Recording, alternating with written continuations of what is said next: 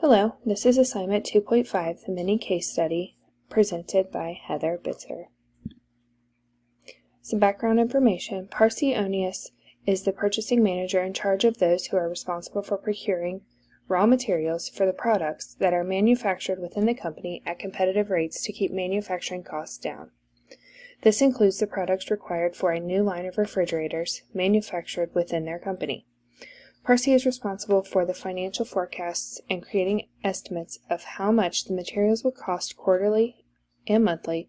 Costs of goods sold are determined by these forecasts. Parsi's forecasts were off by a large margin in the last quarter, and the Vice President of Operations is looking for answers. Let's start with the inventory and costs of goods journal and T accounts.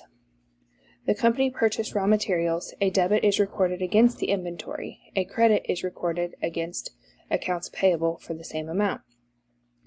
Once the completed product is shipped to the customer, a credit is made against inventory, recording the consumption of the raw materials.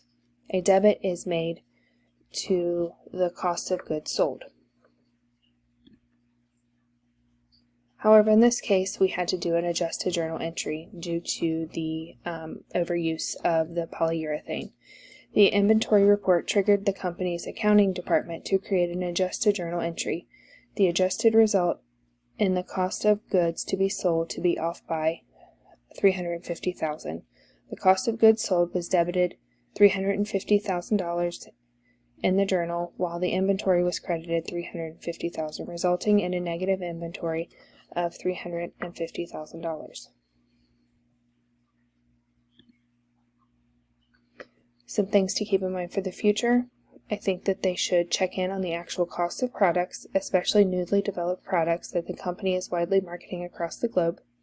Verifying the amount being used in each product, in this case the polyurethane. Be sure the right amount is being ordered and allocated correctly.